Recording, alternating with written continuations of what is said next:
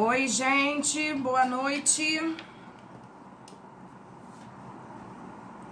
Iniciando nossa aula de Civil 5 Bangu, no dia 23 de junho,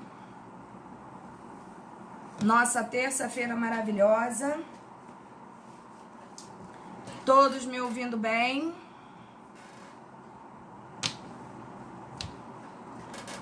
Olá, Rosemary.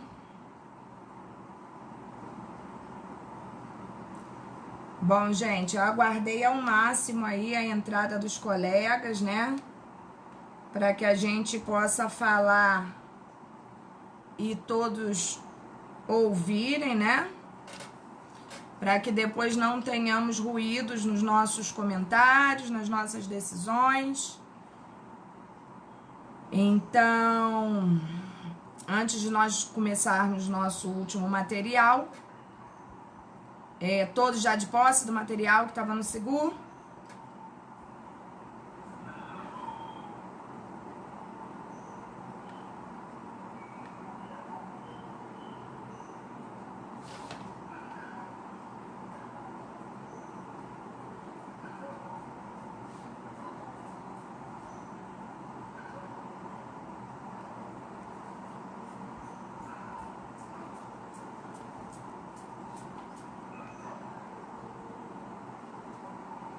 Boa noite. Quem é o colega que tá sem nome aí?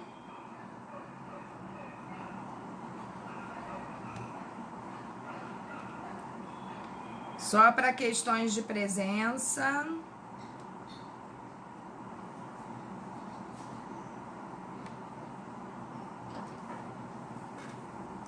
Sempre que alguém entrar sem nome, coloca o nome, nem que seja no chat aí, pra gente poder dar presença, gente.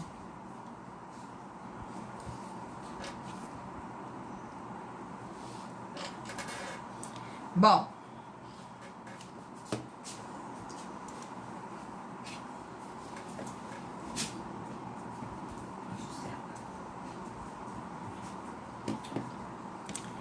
Gente, vamos lá. Antes de tudo e mais nada, informá-los que a nossa atividade da semana que vem já está pronta, está tranquilo. Aconselho aos meus alunos a fazerem com total segurança, Já testei com 3 turmas diferentes, porque como nós havíamos acabado a nossa matéria, nós fizemos uma avaliação dividida, né? Com essas turmas que acabaram a matéria antecipadamente. Todos gostaram, foram muito receptivos, foi muito positivo. É muito simples mesmo, tá? Eu tô vendo as pessoas assim que não conhecem ainda o método sofrendo igual muitos de vocês estão fazendo. A única coisa que eu posso esclarecer para vocês é: acalmem, funciona, é legal, é simples. E tenho certeza que depois que vocês fizerem, vocês vão ter a mesma impressão das outras turmas. Qual seja: professora, valeu, obrigada por não ter passado trabalho, tá? Então, tenham calma. Eu não vou dar uma questão que esteja fora do nosso material. Tudo que tiver na nossa avaliação estará dentro do nosso material. Então, eu vou tirar já a dúvida de vocês de antemão. Professora, para fazer esse raio desse negócio aí, eu preciso estar logado na sala de aula? Não. Professora, eu consigo fazer de um laptop ou do meu próprio celular? Sim. Professora, se eu estiver lá na Marambaia, se eu estiver no meu quartel da PM, ou se eu estiver em casa, eu consigo fazer? Sim. Professora, como é que é isso? Eu vou gastar mais pacote de dados? Nenhum. Professora, eu preciso baixar algum aplicativo? Não. É simples. Vou postar no nosso grupo da nossa turma, né? O link. Vocês vão receber no celular de vocês E o que vai acontecer? Clica ali mesmo ele abrirá. Primeira coisa que vai pedir, que é um campo obrigatório, o seu nome completo e o seu e-mail. Colocado ali o seu nome e o seu e-mail, você já passa para responder as questões. A maior parte das questões são de múltipla escolha, tá? Acabou de marcar ou de escrever a resposta, que se tiver discursiva, eu vou colocar uma ou duas no máximo, e questões bem assim, com respostas diretas. Não existe nenhum grau de dificuldade, uma vez que vocês têm o material, e como eu falei, eu não vou gerar surpresa para vocês. Está tudo dentro do contexto do nosso material. Se bobear, vocês não vão precisar sequer usar o código, tá? Porque, tendo em vista as aulas praticadas e o material que vocês têm, vocês vão conseguir fazer perfeitamente. A única coisa que acontece é que a partir do momento que eu disparar o link, eu vou dar para vocês o mesmo tempo que vocês teriam em sala de aula para efetuar uma prova. Só que em sala de aula, vocês fazem sem material nenhum. Não é isso? E muita gente, mesmo em sala de aula fisicamente, nem gasta o tempo todo. Então, vocês vão estar num ambiente confortável, com o material de vocês, vão efetuar a pesquisa no material de vocês, vão responder e vão me enviar. Acabado esse tempo aí, o horário finda e não tem mais como acessar. Por isso, acreditem no horário. Se são 2 horas, se é 1h50, respeitem o horário. Ah, professora, então vai dar para eu fazer do meu trabalho? Sim, vai dar para você fazer do seu trabalho. Ah, do banheiro da sua casa, do barzinho da esquina. Não existe inconveniente nenhum. Portanto, acalmem o coração de vocês, tá? É só isso. Aconselho, como a Tayane está colocando aqui, aqui o PC é dividido. Se o PC é dividido, façam por um celular. Entendeu? Que o celular vai de boa resolver a situação de vocês. Alguma dúvida a mais, gente?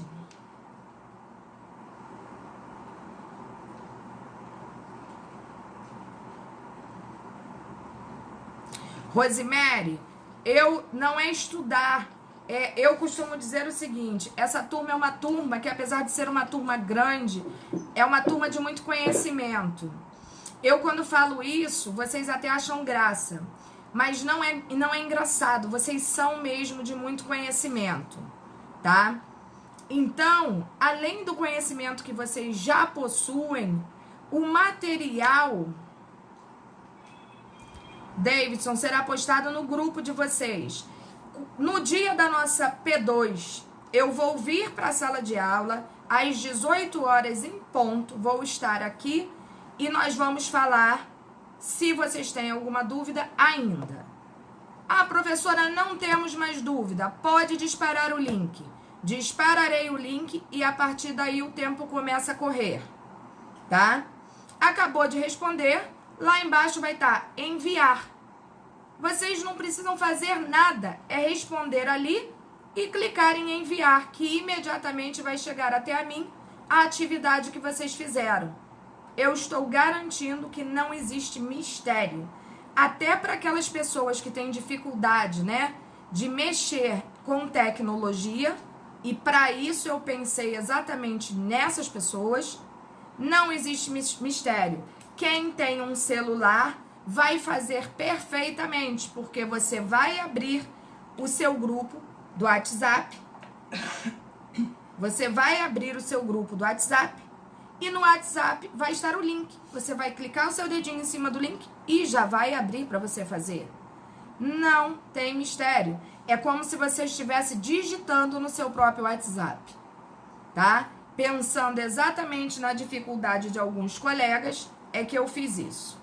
Outra coisa volto a falar com toda clareza, não gasta nada mais de pacote de dados, tá? Podem crer no que eu estou falando. A hora que vocês terminarem, vocês vão sentir o corpo aliviado, como as 3 turmas que já fizeram se sentiram. Confiem, já falei, primeiro em vocês e depois em mim. Davidson, vai aparecer no grupo de vocês, de Civil 5, Bangu, o grupo da turma de vocês. Eu vou postar ali um link. Quando você abrir, você vai ver que tem um link lá. Quando você clicar no link, já vai abrir para você. Aí vai pedir lá 2 campos obrigatórios. Um é o seu nome todo, que você vai digitar lá o seu nome. E o outro é o seu e-mail, que você também vai digitar o e-mail. Averiguem se o e-mail está correto. Por quê? Porque se o e-mail estiver errado, na hora que você for enviar, vai dar erro. Então, não é o meu e-mail. O meu e-mail já está lá para vocês. É o e-mail de vocês e o nome todo de vocês. Mais nada. O restante é só responder as questões. Que eu não tenho dúvida que vocês vão tirar de letra.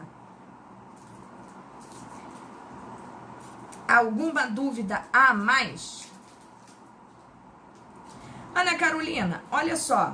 Quem estiver de serviço no dia, se for militar, né? Eu tô falando assim, de 6 a 8 horas, de 6 às 8, o mesmo tempo que vocês teriam em sala de aula, entendeu? E os colegas fizeram, acabaram muito rápido e me enviaram imediatamente, tá? De onde você estiver, você conseguirá fazer. É celular mesmo, é no seu WhatsApp que você vai fazer. Você vai clicar no link e ponto. Entendeu? Tranquilamente. É de 6 às 8. Deu 8 horas, ele vai travar e não vai aceitar mais o envio da sua atividade. É só isso, gente. Só isso. É como se vocês estivessem indo para a faculdade no dia da aula de vocês, no horário da aula de vocês, e utilizasse aquele tempo que vocês teriam para fazer a atividade. Mais nada. Vocês podem acreditar, é simples do jeito que eu estou falando. Tranquilo?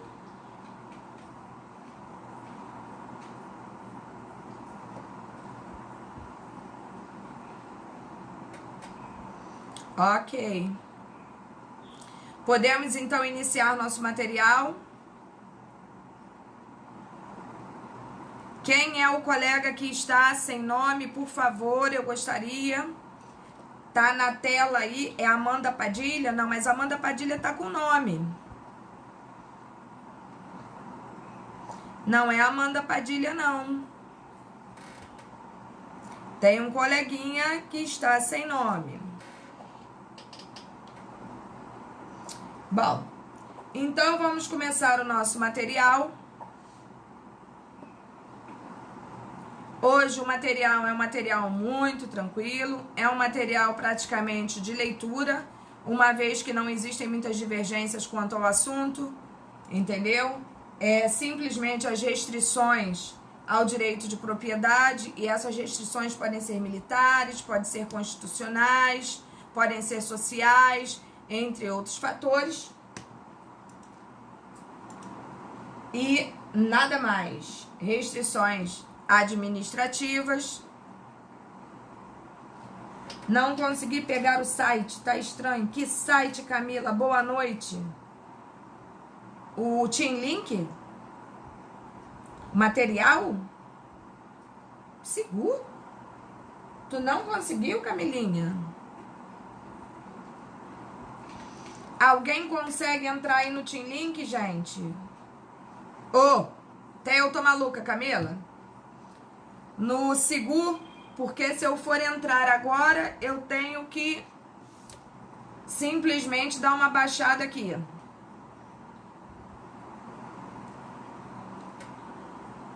Alguém consegue colocar aí pra turma? Tá desde de manhã lá.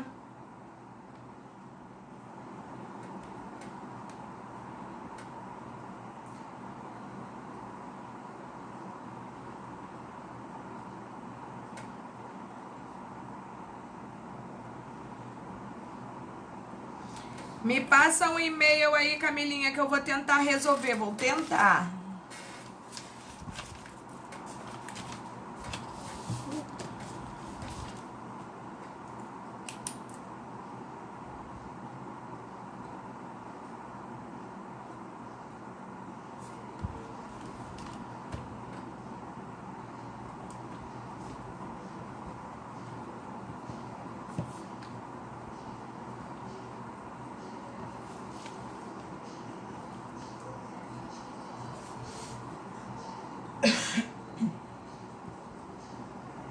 Tá, me dá 2 minutinhos aqui que eu vou tentar. Pera aí.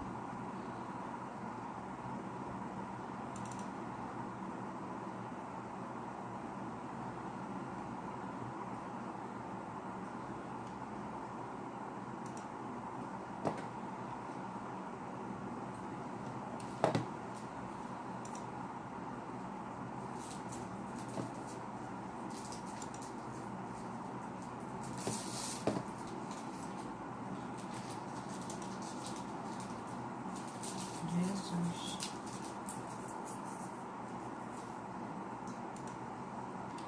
Vê se chegou, Camilinha.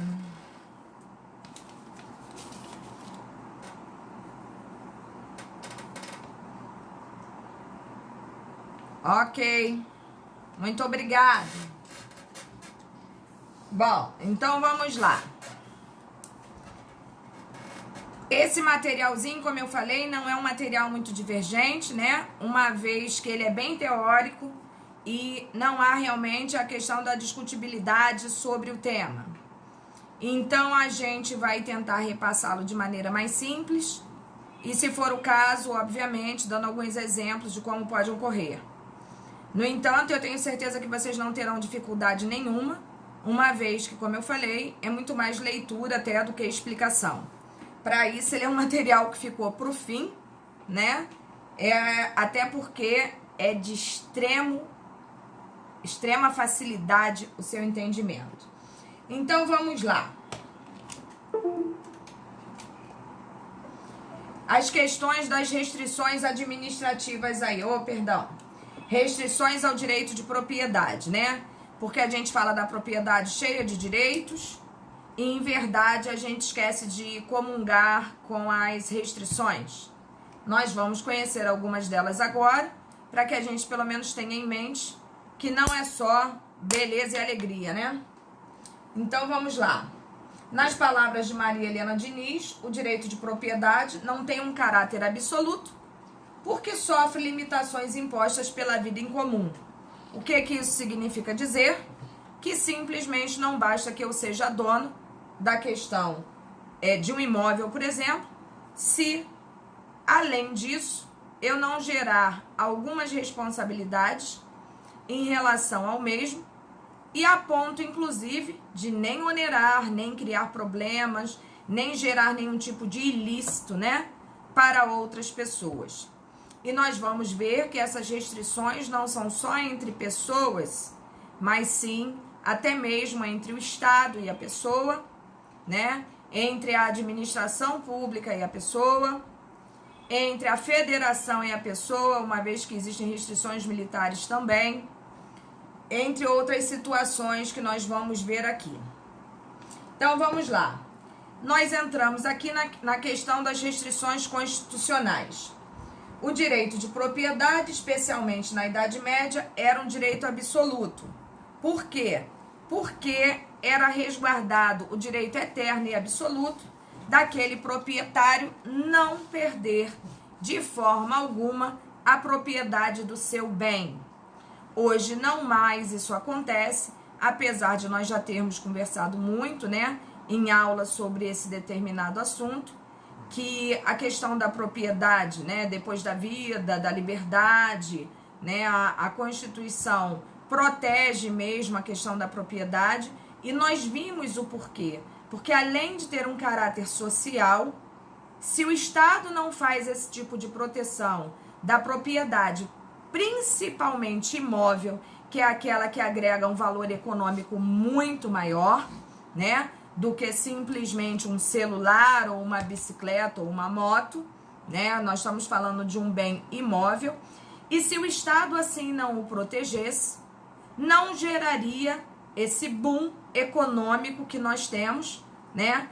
E ficaria muito dificultoso as pessoas acreditarem que valeria a pena, por exemplo, estudar, trabalhar, para que nós possamos ter um futuro melhor, para que nós possamos adquirir bens, se o Estado não reservasse a gente essa categoria de proprietário e não garantisse a gente o direito de continuar proprietário, né?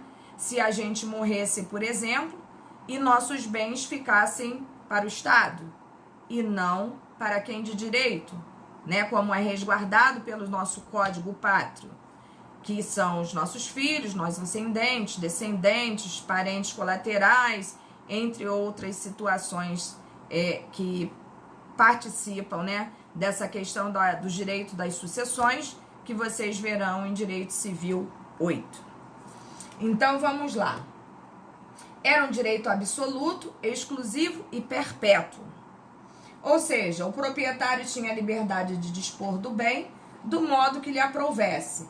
Era do proprietário e somente dele, e não desaparecia com a morte do dono, passando a seus sucessores e não se perdendo pelo simples não uso do bem. Professora, mas hoje também a gente não perde pelo simples não uso do bem. Tá, a gente não perde pelo não uso. Como eu falei para vocês, se eu deixar esse relógio aqui 10 anos dentro de uma gaveta, ele não deixará de ser meu pelo simples não uso do bem. Mas se eu deixo de comparecer, por exemplo, à minha casa de praia em 10 anos, o mesmo tempo que está guardado este relógio aqui numa gaveta, corre o risco de alguém se apossar daquele bem, e nós sabemos que a posse é um meio para a translatividade do bem pelo lapso temporal e outros requisitos para uso capião. Então, nós já vimos que isso pode acontecer e que se a lei ampara esse tipo de atitude de um posseiro, é porque não existe nada de tão errado assim. Então, contemporaneamente, este direito foi relativizado. Aquilo que era perpétuo, né? Aquilo que era vitalício, exclusivo, absoluto, hoje sofreu uma relativização. Porque o Estado entende que para você continuar proprietário, você deve agir com ânimos de dono e, para tanto, deve zelar por aquilo que você tem. E foram-lhe impostas limitações que vão de encontro às características antigas. As restrições que limitam o caráter de absoluto, as servidões que limitam seu caráter exclusivo e a desapropriação que atinge o seu caráter perpétuo, né? Que, como dito ali, na Idade Média, isso não ocorria. De fato, não ocorria. Hoje, o próprio Estado relativizou todo esse conceito de propriedade absoluta. Em relação a isso, alguma dúvida, galera?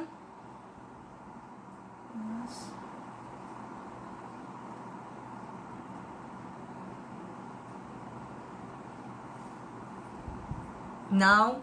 Beleza. Vocês estão vendo novela não, né? Ai, ai, ai. Vamos lá. No artigo 170 da Constituição, encontramos algumas materializações das restrições que o direito de propriedade pode sofrer. Exemplo, função social da propriedade, que já foi muito falado em nossa sala de aula, né? A Constituição concede todo um direcionamento que exclui o direito de propriedade à sua livre disposição. Além disso, no próprio artigo 5º da Constituição, existem duas previsões. Uma que é enquadrada no inciso 24, que prevê a desapropriação por necessidade ou utilização pública, mediante prévia e justa indenização em dinheiro. Bom, isso provavelmente vocês já aprenderam em direito administrativo, assim como em direito constitucional. Nós sabemos, pega uma água para mim, Michele. Nós sabemos que a desapropriação tem caráter, eu diria assim, não permite a gente, né, questionamentos. E aí alguns alunos falam, como não, professora? Não, porque o direito público sempre prevalecerá sobre o direito privado. Essa balança é desequilibrada, portanto, não há que se discutir sobre a desapropriação. Professor, então eu não posso arguir isso judicialmente? Você pode arguir o que você quiser judicialmente. Não há impedimento. Uma vez que o Estado atraiu para ele o monopólio da justiça, ele não pode deixar de receber nenhum tipo de ação. No entanto, necessariamente, eu diria, estará fadada ao insucesso, uma vez que houve necessidade, né, e utilidade da administração pública. Se eu tenho uma casa num local onde precisa passar um viaduto, obviamente, este imóvel será desapropriado e eu posso chorar na cama que é lugar quente, que nada adiantará. A única coisa que é passível de discussão em relação a uma desapropriação é a questão do valor oferecido, valor ofertado, né? Para que componha aí não só o lado econômico, como uma forma, muitas das vezes, até de indenizar o dano sofrido aí por você simplesmente ter que sair de um local onde o seu umbigo estava enterrado, né? Então, nós sabemos como isso funciona. E no inciso 25 também é previsto a utilização da propriedade particular pelo Estado em casos de iminente perigo ou circunstâncias excepcionais, sendo também garantida a indenização do proprietário. São, portanto, privações temporárias ao uso do bem. Bom, quanto a este inciso 25, eu acho que eu já até comentei numa aula, até uma aula presencial que nós tivemos, aquele caso, por exemplo... Não vamos pegar esse caso, não. Vamos pegar aqui, por exemplo, a nossa pandemia, tá? A nossa pandemia. Vamos entender. É prevista a utilização da propriedade particular pelo Estado em caso de iminente perigo ou circunstâncias excepcionais. Vamos pegar as circunstâncias excepcionais, que a pandemia é uma circunstância excepcional. E a sua casa, o seu imóvel fica muito estrategicamente localizado e a administração necessita do seu imóvel para fins de fazer o teste de Covid, né? Ou simplesmente uma vacinação emergencial contra o Covid. Você pode se negar? Não, tá? De forma alguma. Professora, mas e se eles deteriorarem meu imóvel? Se eles criarem algum tipo de dano? Será indenizado. Para isso, existe o inciso 25 da Constituição. Tá claro para vocês isso aí, gente? Ou eu tô falando rápido demais? Porque eu tô sentindo que vocês estão muito calados. Eu tô muito acelerada? Porque quando eu sinto sede, eu sinto que eu falo muito. Então, eu gostaria de saber se vocês estão compreendendo o que eu tô falando. Apesar de, óbvio, como eu já falei, né, ser muito simples aqui o nosso materialzinho. Requisição administrativa? Ronei, vamos entender que é uma requisição administrativa, não uma imposição administrativa, né? Mas que você, em tese, não tem o direito de negar, né? Porque é constitucional, né? Então é complicado. Esse sim aí é de tô entendendo ou é de eu tô acelerada?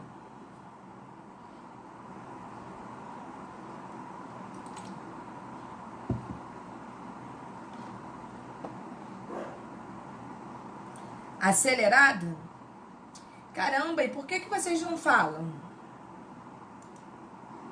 Mas vocês estão entendendo o que eu tô falando? Ah, beleza, beleza. Então tá bom. Vou tentar diminuir, Leandro. Vou tentar diminuir. Ah, tá bom? Então tá bom. Vamos lá. O artigo 176 reza que o dono do solo não será também do subsolo. Olha que loucura, né? Também eu acho que nós já arguímos isso dentro de sala de aula. Assim, as jazidas, minas e demais recursos minerais e potências de energia hidráulica sempre pertencerão à União. Isso é indiscutível. Isso tudo é constitucional.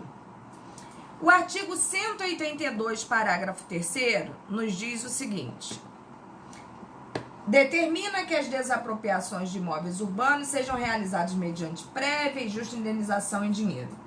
Por sua vez, permite ao município exigir do dono do solo urbano não utilizado, mediante lei específica, que este promova seu aproveitamento sob pena de desapropriação com pagamento em títulos da dívida ativa. Essa segunda parte aí já é uma parte mais dificultosa, que a gente vê que o Brasil não se empenha mesmo nesse tipo de situação, tá? Pouco a gente vê, a não ser utilizando-se esse parágrafo ali para fins assim, sem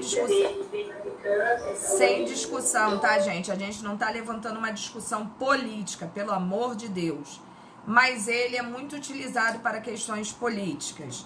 Não realmente uma intervenção do Estado para este fim, até porque o Estado não tem muito interesse nesse tipo de situação, tá? Mas a desapropriação a gente sabe que ocorre e ocorre mesmo. Isso é todo dia a gente vê acontecendo, tá? O artigo 184 prescreve que a União pode promover a desapropriação de propriedade territorial rural, que aliás só compete à União, através de indenização com pagamentos em títulos de dívida agrária para fins de reforma agrária. O artigo 243, por seu turno, prevê o confisco de terras onde se cultivem ilegalmente plantas psicotrópicas.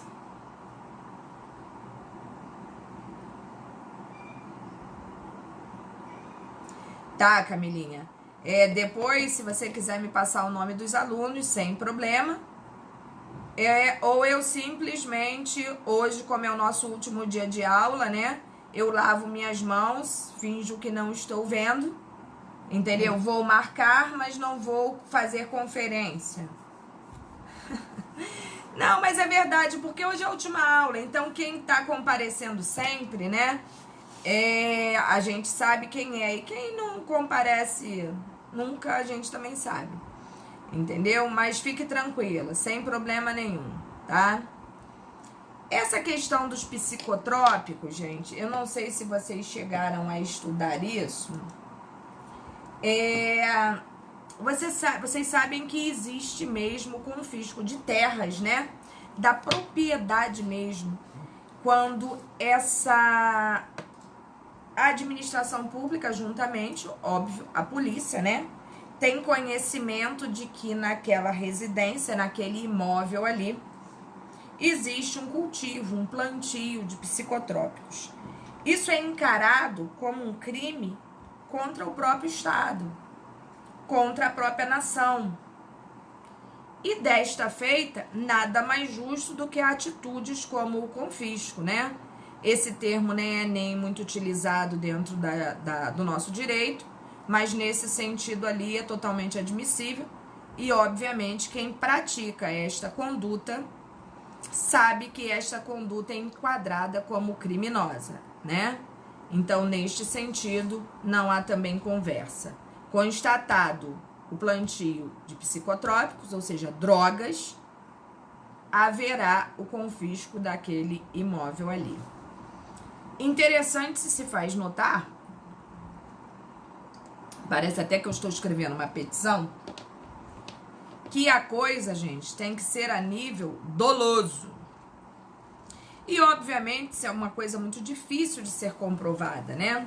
Quem é que tem um plantio de drogas em casa e não sabe que tem um plantio de drogas em casa? Mas, só para ilustrar aquilo que eu tô falando aqui para vocês, a coisa tem que ser encarada realmente como para uso, venda, né? Ou seja, o que for. Hoje em dia já se permite até, né, com laudos médicos, receitas médicas e pedido ao judiciário, né, já se aceita que certas famílias cultivem uma certa quantidade de cannabis para efeitos de patologia clínica, né, de alguém da família que necessitam, né, daquilo ali para uso próprio e diário, como uma forma fitoterápica. No entanto, para que isso ocorra, obviamente, existe uma quantidade, bem como uma prescrição médica, bem como uma autorização legal. Não é simples assim, tá? Hoje em dia até as crianças fazem uso disso como uma forma de tratamento. Bom, existe também outras situações que ocorreram, é de conhecimento, se vocês entrarem aí no Google e depois procurarem, vocês acharão. Existe uma cidade do interior do Brasil que era muito comum as pessoas tomarem um determinado chá. E esse chá nada mais era do que um chá de cannabis. Só que as pessoas tomavam, e acreditem vocês, as pessoas tomavam e não sabiam se tratar da famosa maconha. Porque era tanta maconha pela cidade, é uma cidade interiorana mesmo, tá? E essa cidade era uma cidade composta por muitos idosos. Era aquela cidade mesmo que parece que eles se agrupavam ali. E tinha tanta maconha, mas tanta maconha, que no pátio da igreja tinha, no quintal das casas tinham, na praça, nos canteiros da praça tinham.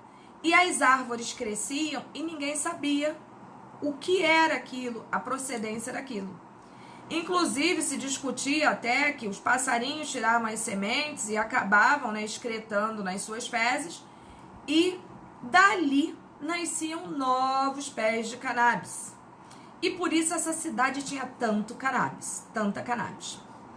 E os idosos que sofrem muito dessas questões de dor nas juntas, artrite, artrose, né, entre outras enfermidades da idade, quando tomavam esse determinado chá, se sentiam muito aliviados, tanto da dor, quanto de uma ansiedade, quanto de vários sintomas, né, que a gente sabe que os mais idosos têm. E aí uma reportagem que não se sabe da onde, né, surgiu e acabou com a farra dessas criaturas. Na verdade, não era uma farra, porque não existia um dolo. É essa a diferença que eu tô querendo colocar para vocês. Porque as pessoas tomavam. Eu, por exemplo, eu tenho mania de chá de tudo, tá? Se falar pra mim, esse chá aqui é bom pra tirar inchaço. Eu vou plantar aqui em casa, vai ter. Também pela minha idade, dá pra ver, eu sou meio idosa. Então, essa cidade perdeu o seu plantio de cannabis, que até a igreja tinha, por situações de uma denúncia, vamos dizer assim, que gerou uma reportagem e eles levaram para análise aquela pequena arvorezinha. E aí os velhinhos ficaram muito tristes e depois acabaram ajuizando a ação para poder continuar, tendo em vista que era um costume local, né, o uso daquele chá.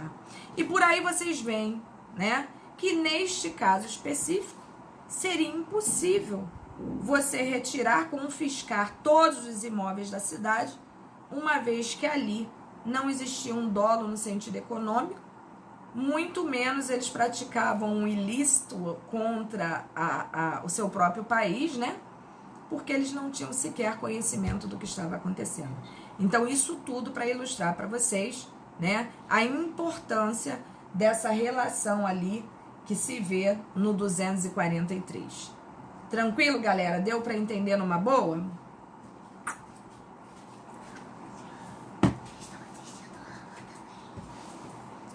Também, né, Jefferson? Do jeito que eu falo, Jesus é quase autoexplicativo, né? Vamos lá. As restrições administrativas. As restrições administrativas são contenções do uso e gozo de bens particulares em benefício da coletividade e do interesse público, recordando o poder de polícia, o qual incide sobre bens, direitos e atividades do particular. Ou seja, tudo aquilo que não incomoda ninguém, a administração também não se envolverá. Então, vamos lá. Como exemplos, temos aqui, a proibição de demolição ou modificação tidas como monumentos históricos.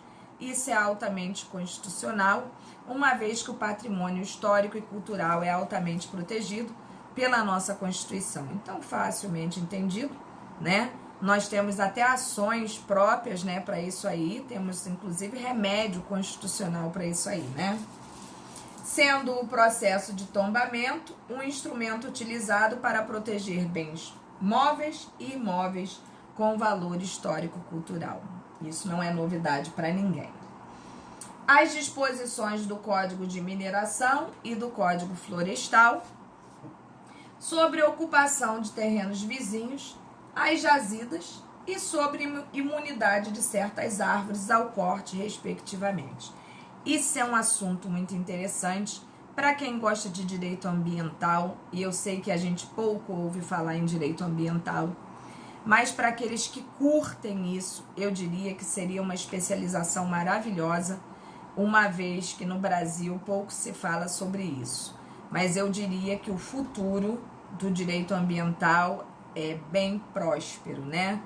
Existe uma situação muito densa, né? É muito singular e poucos falam sobre esse tipo de direito. E é muito interessante quando a gente fala ali sobre principalmente essas árvores que são proibidas o corte, né? E uma delas é uma palmeira imperial. A palmeira imperial é uma árvore que não é admitido o seu corte. Assim como o pau-brasil, e alguns lugares discutem sobre o IP, né? Principalmente o que representa a questão nacional, que é o IP amarelo. Então, é muito interessante porque ninguém sabe de lei, mas fato é que se você tentar cortar uma árvore dessa, pode ser no seu quintal, você arrumará um problema, é fato. Brota polícia ambiental, brota IBAMA, brota o que vocês imaginarem para impedir que aquilo aconteça. E se chegar e já tiver havido o corte, você acabou de arrumar um problema maior ainda, tá? São tombados, é proibido mesmo. As previsões do Decreto-Lei 3.240 para sequestro de bens das pessoas indiciadas por crimes de que resulta prejuízo para a fazenda pública. Aí vem as restrições em razão da lei eleitoral, né? É muito tranquilo esse material.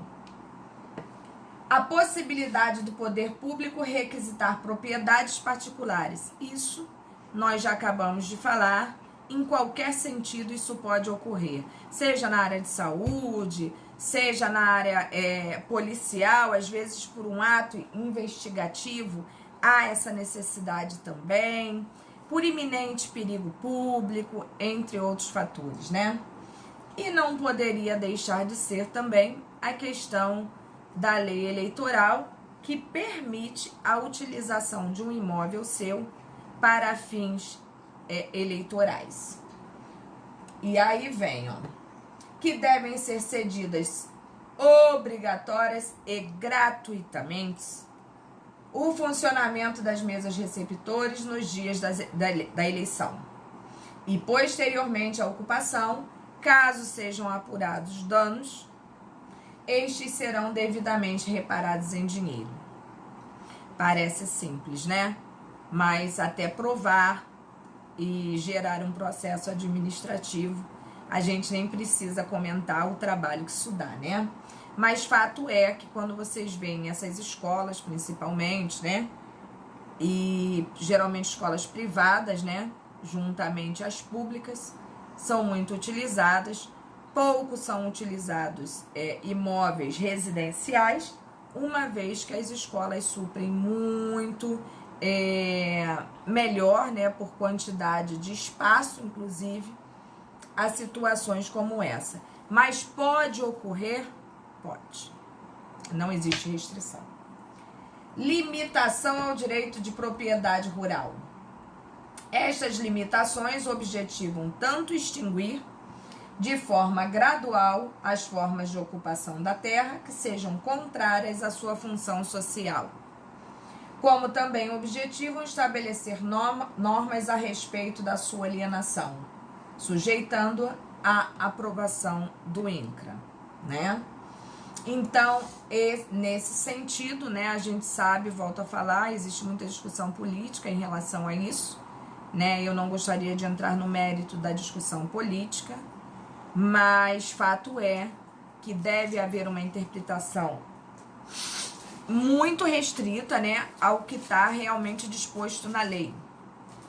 Exemplo, a Constituição Federal, em seu artigo 190, dispõe que a aquisição de propriedade rural por estrangeiro será regulamentada por lei, que estabelecerá os casos em que dependerá de autorização do Congresso Nacional. Então, por aí a gente vê como é que as coisas funcionam. Fato é que a regra nos diz que quando esse espaço é fronteiriço, né, é fronteira de um país para o outro, essa aquisição se torna inclusive mais dificultosa, uma vez que você estaria entregando ao estrangeiro a fronteira do seu país. Então, realmente a gente já vê o grau de dificuldade que existe. O artigo 1239 do Código Civil contempla a aquisição do imóvel particular rural por meio da uso capião pro labore, que nós vimos, né, se não me falha a memória, na aula passada ou retrasada. OBS aí, ó. Uso capião constitucional pro labore constitui forma de aquisição de área de terras em zona rural não superior a 50 hectares. Por aqueles que, não sendo proprietário de outro imóvel rural ou urbano, a possua como sua, né? Por 5 anos ininterruptos, tornando-a produtiva por seu trabalho ou de sua família, e nela mantendo sua moradia. O que significa dizer que a terra tem que ser trabalhada, tem que ser utilizada para justificar aquele espaço, né, terrestre ali, para que seja realmente encarado como a uso capião pro labore. Limitações de natureza militar. Boa parte dessas limitações é da modalidade requisição, ou seja, utilização de bens e serviços na satisfação do interesse público, são mais presentes no caso de estado de exceção, que a gente tem aí para falar, né, do estado de sítio e de defesa. Porém, podem ocorrer também em tempos de paz e ordem. Como exemplo, coloquei aí para vocês essas situações, ó.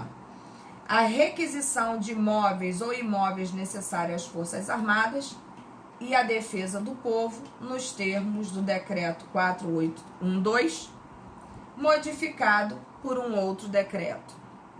Restrições às transações sobre imóveis particulares sobre a faixa de 150 quilômetros ao longo da fronteira do território nacional. Acabamos de falar sobre essa situação. A gente não pode colocar em risco a segurança nacional, dando na mão de estrangeiros a nossa fronteira, né? E as disposições de outras leis que aí embaixo estão sobre as zonas indispensáveis à defesa do país, entre outros. Essas são aquelas restrições, né, baseadas principalmente... Caramba, pulei a beça aqui, peraí. A questão de natureza militar, né? Até aqui tranquilo, galera?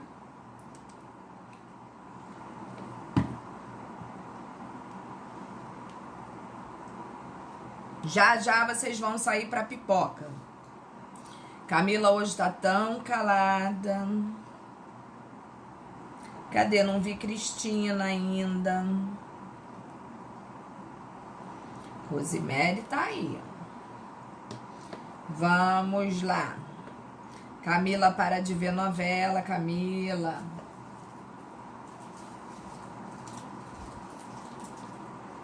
Vamos lá. Restrições baseadas no interesse privado. Andressa, tá vendo aí como é que a gente pega? Ela hoje tá demais, Andressa. Mas sabe o que é isso, gente? Quando o aluno tira uma nota muito boa na P1, o aluno na P2, ele fica displicente. Displicente. Ele fica, olha, vou te falar uma coisa.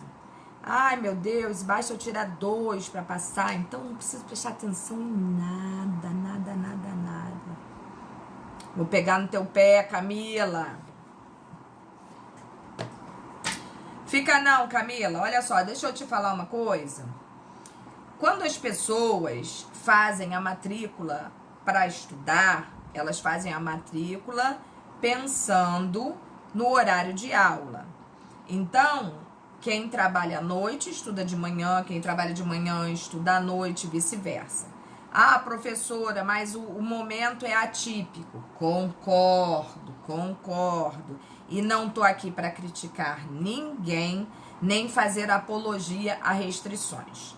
No entanto, eu volto a falar, para isso eu facilitei exatamente essa condição, para que não importe onde o aluno esteja. Como eu falei, pode ser na rua, na chuva ou na fazenda. E até mesmo numa casinha de sapê.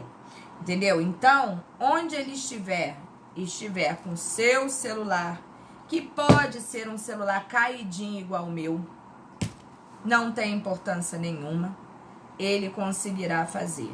Então, acalme o seu coração,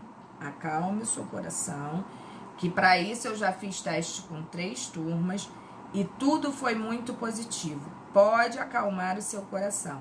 E depois vocês vão ficar tão arrependidos, entendeu? Com essa preocupação que vocês estão carregando, que vocês não têm nem ideia. Que a hora que vocês olharem para a atividade, ver a simplicidade que é, tu enviou, acabou o teu problema, fala, Jesus, que maravilha. Receba o Senhor.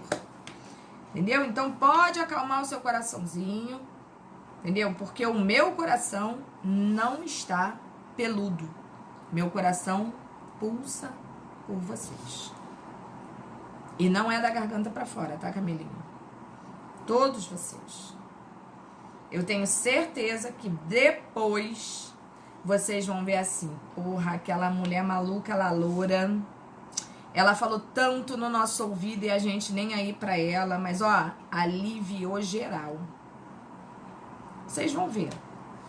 Depois vocês vão me falar. Acredite. Então, vamos lá.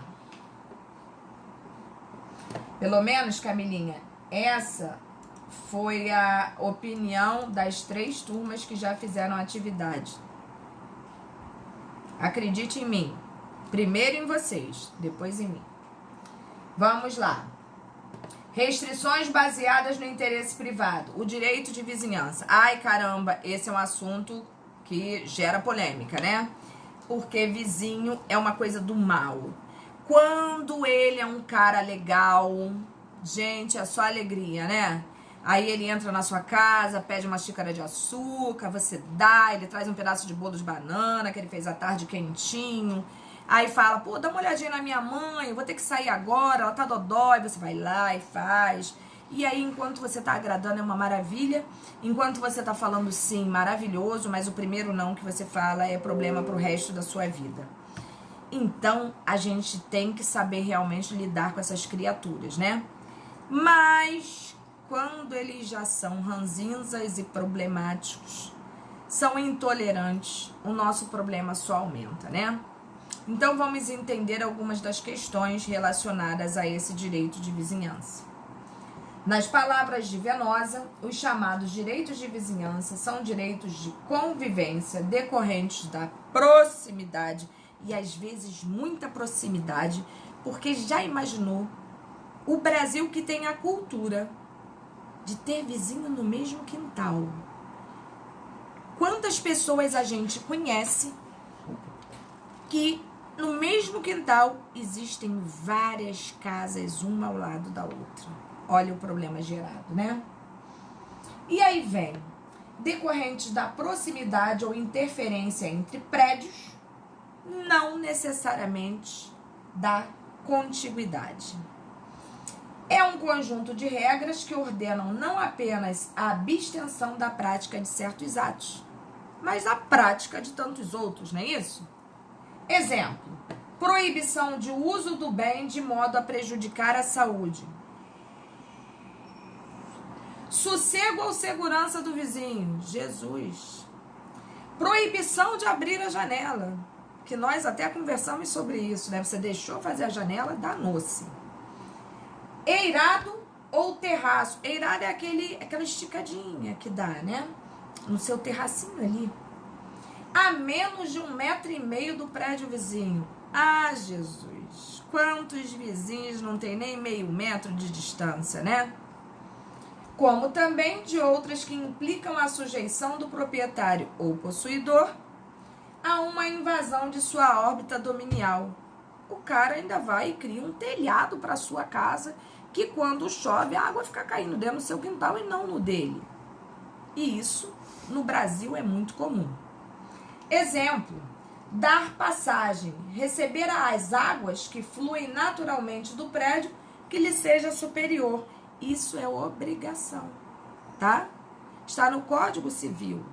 Vocês já viram, por exemplo, aqueles prédios que são construídos um sobre o outro, né? É uma parte mais alta. Obviamente, se tem a mais alta, tem a mais baixa. Já viram aquela valinha de cimento que corre assim lateralmente, que descem as águas da chuva? O prédio de baixo não pode reclamar dessa passagem de água, porque a lei assim o permite. Então, por aí a gente vê como é que são as coisas, né? E aí? São obrigações propter rem, que nós já discutimos a beça aqui, né? Posto que vinculam o vizinho e o tornam devedor da obrigação de respeitá-las pelo simples fato de ser vizinho. Ui! Ou seja, dono ou possuidor do prédio confinante. Assim, o direito de vizinhança obedece a princípios objetivos decorrentes da simples proximidade entre prédios. Todos que têm essa proximidade sabem das dificuldades que são, dos riscos que correm, portanto, devem saber não só dos direitos, mas das obrigações que possuem, né? Ao que se acrescenta também o dever de indenizar os prejuízos decorrentes da responsabilidade extracontratual que advém das relações de vizinhança. Em havendo má-fé, além do dever de reparar, há também a apuração de perdas e danos. E o maior exemplo que a gente tem para dar disso aí é uma obra que eu faça na minha casa e acabe afetando a casa do vizinho. Obviamente, o único responsável por isso sou eu, né? E neste sentido, cabe a mim indenizar pelo dano gerado, bem como pelas perdas e danos sofridas, né? Do uso anormal da propriedade. Há basicamente 3 espécies de atos que caracterizam o mau uso da propriedade, sendo eles os atos ilegais, os abusivos e os lesivos. Os primeiros, como o nome já diz, se são atos ilegais, são eivados de ilicitude e, portanto, se são ilícitos, são contrários à norma e, para tanto, gerarão problemas seríssimos, né? Então, como falado aqui, atos ilícitos, como lançar, por exemplo, lixo no terreno vizinho. A gente nem vê isso, né, gente? Ou a gente vê isso em tempo integral. Atear fogo à sua propriedade. O agente ativo é sujeitado ao 186 do Código Civil, que preceitua a indenização de prejuízos decorrentes da atividade do agente que praticou o ato, né? Então, até aqui tá tranquilo o entendimento de vocês ou não?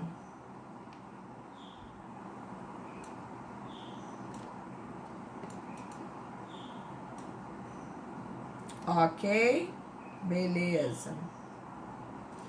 Matéria fácil, né? É digna até de nem cair na prova, né? Uma vez que é tão fácil que a gente não precisa sequer pegar o material, não é isso? Então, vamos lá.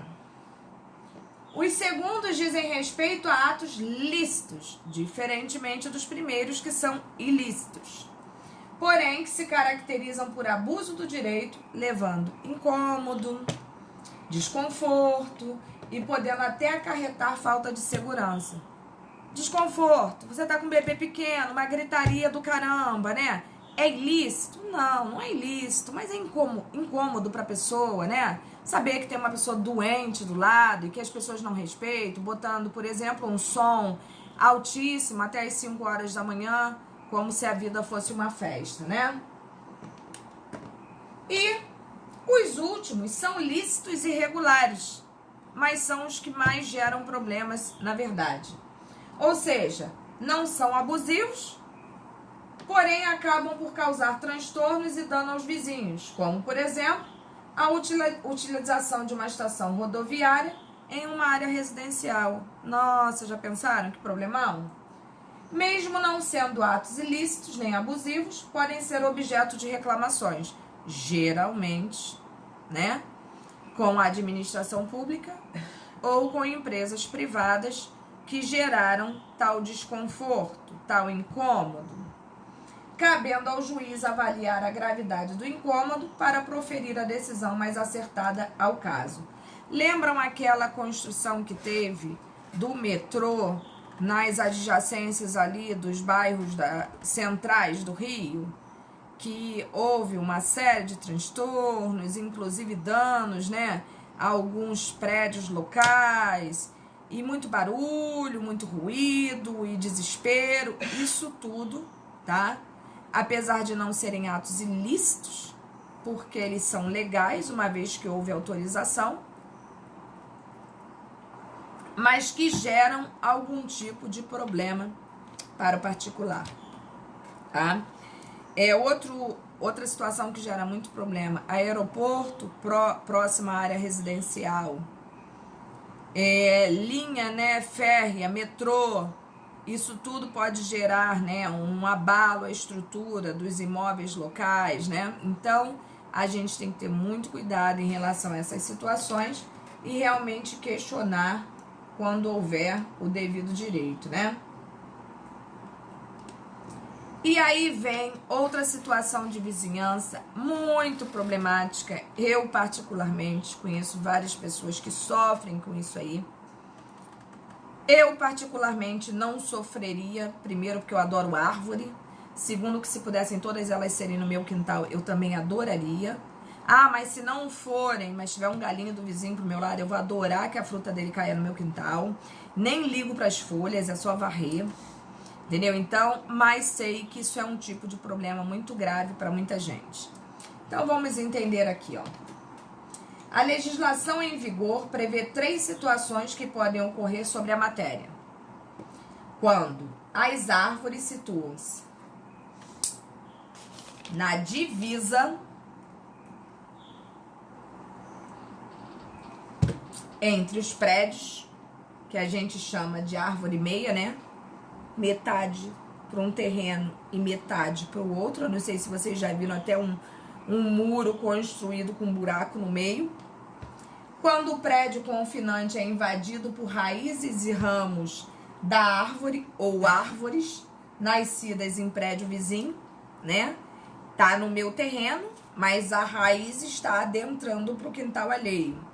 Esse é um desconforto muito maior, porque pode pegar inclusive as tubulações, sejam de gás, né, de água, esgoto.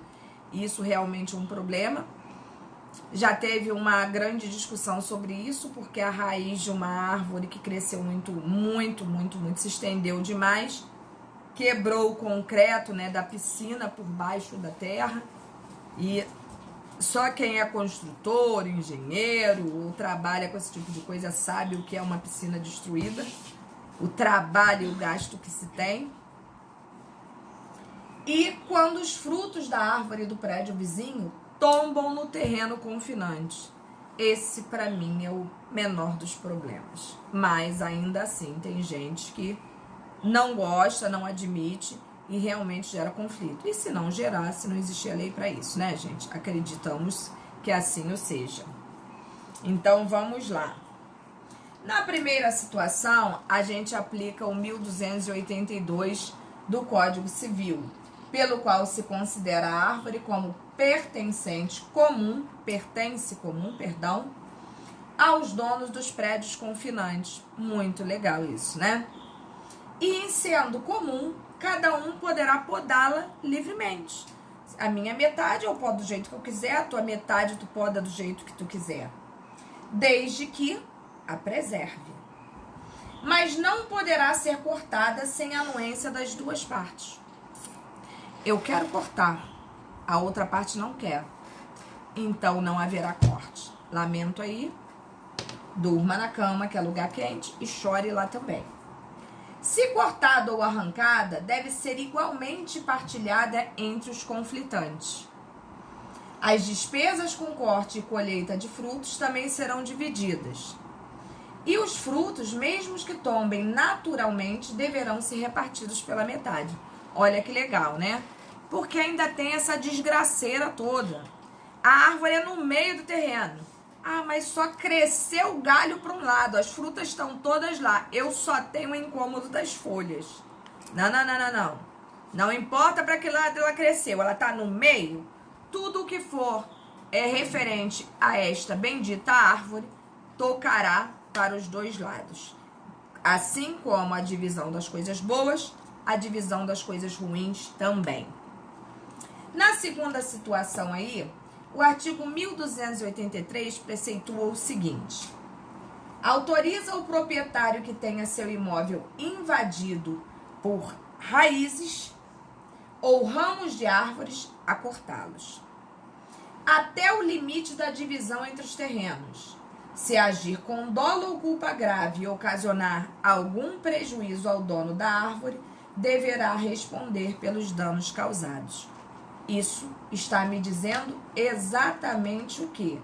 Falei da árvore limítrofe, né? Que é aquilo que a gente chama de árvore meia, metade meu, metade teu. E agora nós estamos na situação em que a árvore está em um terreno, mas que suas raízes, seus galhos invadem o terreno vizinho. E neste sentido, o 1283 autoriza que você pode, que você corte tudo o que passa para o seu lado. Que você serre a raiz, está me causando problema, tá? e, para tanto, não precisa de autorização do seu vizinho. Bom, e na última situação, a previsão do 1283 é de que os frutos caídos pertencem ao dono do solo onde caírem. Olha que maravilha! Se este for de propriedade particular, ou seja, a minha árvore está na minha casa, mas os frutos caíram lá no vizinho que não tem árvore. Eu não posso questionar os frutos que lá caíram, são dele, tá? É aquela história, né? Se ele carrega o ônus, ele também pode ter o bônus. Se a queda for natural, o dono dos frutos passa a ser o dono do terreno onde estes caíram. Se o terreno for público, os frutos continuam do dono da árvore, se a queda é provocada. O agente provou ato ilícito, pois se apossou do que não lhe pertencia, né? Então, aí a gente vê como isso é um assunto que rende, né, no judiciário, acreditem. Ainda tem gente que briga por um caju, um abacate que cai na sua casa. E aí, encerrando a nossa apostilinha, para que vocês possam comer a pipoquinha, da passagem forçada, né? A passagem forçada tem íntima relação com a questão dos prédios encravados, que no dizer de Silvio Rodrigues são aqueles sem saída para a via pública. E acreditem, isso existe. Fonte ou porto, pelo que seu proprietário é agraciado com a prerrogativa de passar por ele, conforme suas necessidades e mediante indenização ao vizinho que conceder a passagem nos termos do 1285. Via de lógica, uma vez cessada a necessidade desta utilização, utilização do imóvel de outrem para alcançar fonte, porto ou via pública, cessa também a passagem forçada, tá? Ou seja, o seu direito termina quando começa o do outro e vice-versa, né?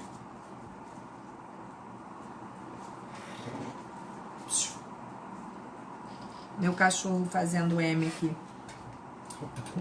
Dos limites entre prédios. Estes limites são impostos por 3 motivos: para a paz social, para o exercício do poder de polícia do Estado e para a tributação. Óbvio, né? Não poderia deixar de ser. Diz respeito à demarcação do espaço dos prédios de propriedade particular, para evitar invasões recíprocas e solucionar conflitos de vizinhança. Nós até falamos sobre isso quando nós falamos da invasão de terrenos, né? Quando as pessoas chegam até a cerca para o lado, para poder ganhar um espaço maior.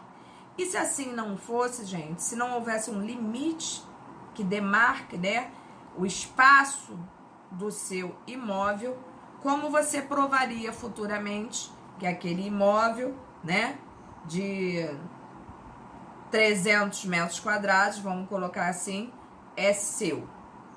Então, para tanto, por isso que é tão importante quando você vai legalizar um imóvel, que exista não só uma planta do imóvel, quanto a demarcação do limite espacial daquele imóvel ali, né? Você vai deixar isso muito bem estruturado em documento, até porque para fins de cobranças fiscais, como por exemplo o IPTU, né? Que se baseia não só na metragem, como na construção, na parte construída, né? Então, por isso, existe essa importância aí premente. Das águas, nós chegamos a falar algumas coisas, vamos só complementar aqui. Sobre a matéria é importante observar 2 pontos contidos no 1288. De um lado, o dono ou possuidor de prédio inferior tem o dever de receber as águas do superior, né? Foi aquela história que eu falei. A água que vem tem que passar por algum lugar. Até porque se ela não passar, ela acumulará e provavelmente gerará um desbarrancamento, se é esse o nome, né? E isso não será uma coisa positiva para nenhum prédio, nem outro. Porque se o de baixo cair, o de cima cai em cima. né? E se o de baixo também afundar, provavelmente desestabilizará o que está acima. Então, por isso é obrigatório o recebimento dessas águas, né? Que vem principalmente da chuva. E ainda que não seja da chuva, que seja da captação de alguma coisa para o abastecimento, também é obrigatória essa permissão. Bom, de outro, é proibido ao dono ou possuidor do prédio inferior realizar obras que dificultem o fluxo das águas ou que agravem a condição do prédio superior. Isso é óbvio, né, gente? Isso demonstraria uma má-fé incrível, um descaso com o direito do outro.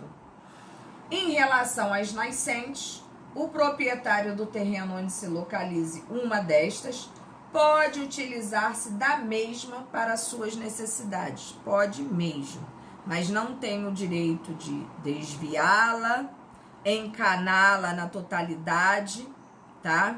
Ou simplesmente exterminá-la. Porém, não pode desviar o curso das sobras quando estas são utilizadas por vizinhos ou a população. Volto a falar, você não pode simplesmente esgotar, tá, um recurso renovável. É problema certo.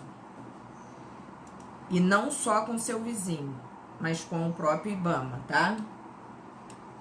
Direito de tapagem. Essa também é muito fácil, muito simples, né?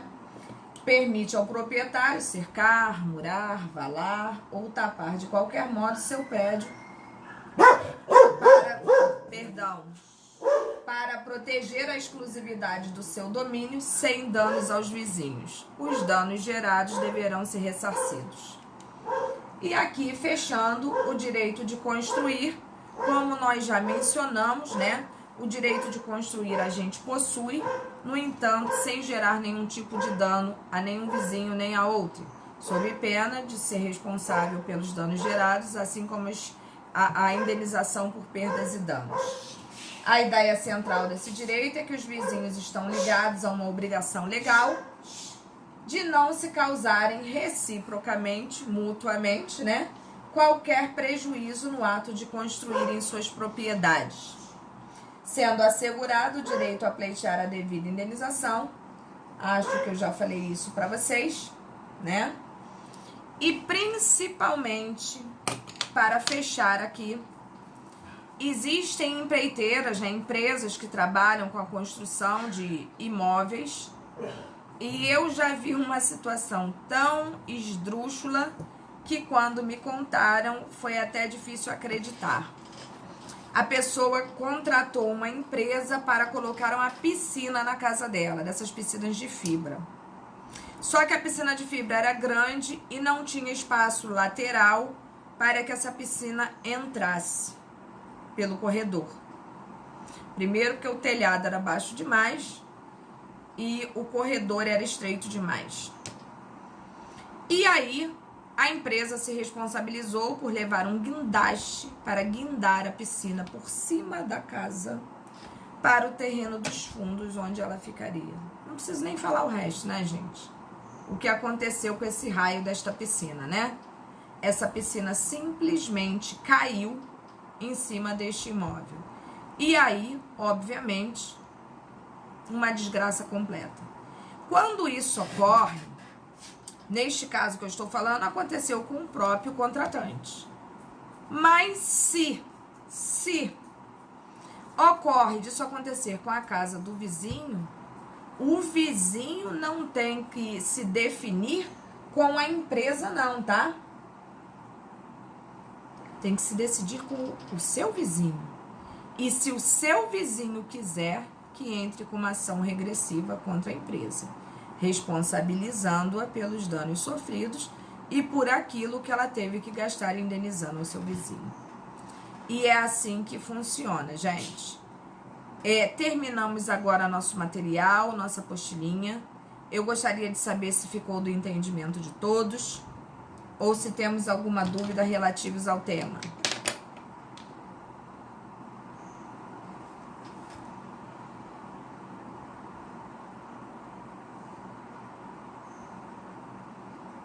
Gente.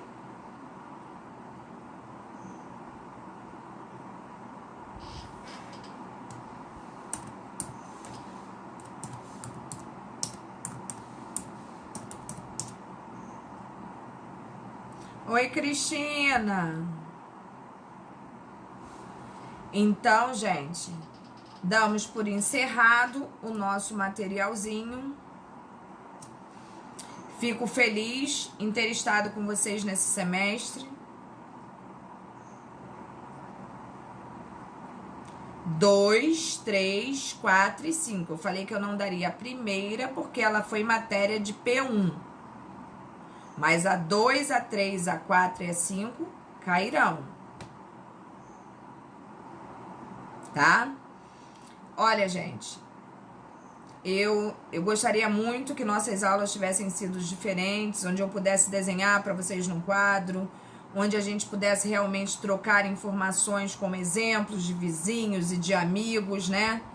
Onde não só eu falasse, vocês ouvissem, onde gerasse mais produtividade de conhecimento, não só para mim, como para vocês, né? Porque eu sempre falo que essa busca, essa troca entre professor e aluno, não é só o conhecimento do aluno, que o professor aprende muito com vocês também, tá? Não só o lado técnico, de conhecimento específico, mas o lado humano, que é o que engrandece o professor. Aquele que não consegue perceber isso está extremamente equivocado. Quanto ao nosso semestre, acreditem, eu fiquei muito feliz de conhecer essa turma, que se demonstrou uma simpatia muito grande, pessoas dedicadas. Agradeço demais pela oportunidade de ter estado com vocês nesse período. Lamento por ter sido dessa maneira, mas também agradeço porque estamos aqui, né? E eu acho que a gente tem que agradecer sim, todos os dias. E me coloco à disposição. Obrigado, gente, de verdade, de coração. Acreditem, não estou falando da boca para fora. Falo realmente sentindo o que estou falando. Sei da dificuldade de todo mundo. Sei da força que vocês têm que fazer aí para estar aí todos os dias.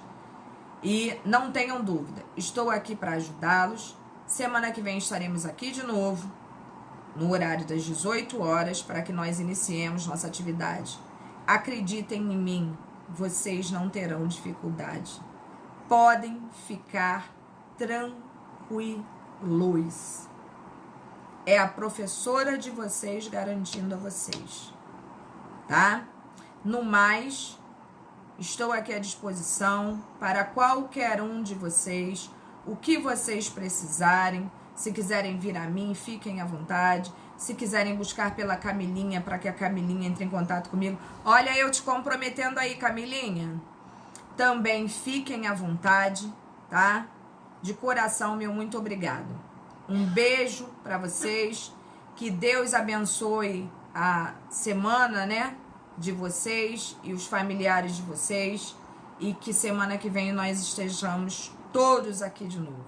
Certo? Fiquem com Deus.